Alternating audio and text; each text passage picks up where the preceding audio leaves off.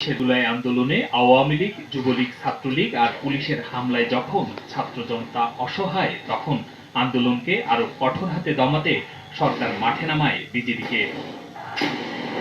নিরস্ত্র ছাত্র জনতার উপর নির্বিচারে চলে গুলি। এ সময় রাজধানীর বিভিন্ন এলাকার মতো রামপুরা বনশ্রী এলাকাতেও বিজিবির গুলিতে প্রাণ হারান অনেকের। চারিদিকে যখন লাশের মিছিল, হইচই আর ছুটোছুটি, তখন ঘরের বাইরে যেতে মায়ের কাছে আবদার করেন ক্লাস 9-এর মাদ্রাসার ছাত্র আশিকুল ইসলাম। আমি বলছি, বাবা যাওয়া যাবে না, আমি এমনিতেই ভয় পাচ্ছি, বাইরে গুলাগুলির শব্দ, হইচই, মানে ভিতরটা একদম আতঙ্কে সুখে আছে।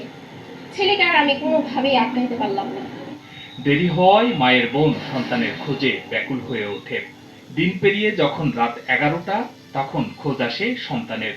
অনেকগুলো বেওয়ারিশ লাশের ভিড়ে রক্তাক্ত দেহগুলো যখন কেউ চিনতে পারছিল না, তখন মায়ের চোখ ঠিকই চিনে নেয় নিথর সন্তানের রক্ত ভেজা মুখ।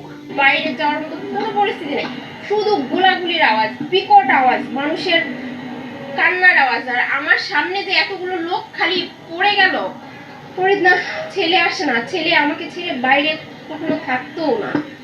স্কুল আর মা, স্কুল আর মা।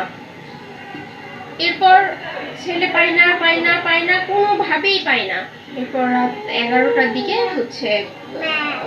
বলতেছে যে একজন বেওয়ারিশ লাশ হসপিটালে পড়ে আছে, অ্যাডভান্স হসপিটালে। বলছে যে লাশের ওয়ারিশ পাওয়া যাচ্ছে না। তখন আমাকে একজন ছবি এনে দেখাইছে, আমি বলতেছি এইটাই আমার বাবা, এটাই আমার কলিজা। তখন আমি সাথে সাথে যেতে পারি নাই, আমি সেন্সলেস হয়ে গিয়েছিলাম। সন্তান হারানোর শোককে যেন শক্তিতে পরিণত করেন আশিকুলের মা। জীবনের মায়া ত্যাগ করে নিজেই নামেন আন্দোলনের মাঠে। ছাত্ররা মিছিল করতেছিল, ওর মাঝখানে গিয়ে মাইক অ্যানাউন্স করে আমি প্রাণ খুলে আমার কষ্টগুলো বলছিলাম যে এখানে যদি আমাকে কেউ গুলিও করে মারে, কারণ আমার সন্তান আমার কষ্টের ছেলে, আমার ছেলে চলে গেছে, আমার আর বাঁচার কোনো ইয়া নাই। তখন আমি 4 আগস্টে ওখানে সন্ধ্যা পর্যন্ত মিছিলে ছিলাম আর কি। ক্ষমতার মসনদ টিকিয়ে রাখতে যারা নিরীহ মানুষের জীবন কেড়ে নিয়েছে, সেই আওয়ামী লীগ আর ফিরে না আসুক, এমন দাবি শহীদের এই মায়ের।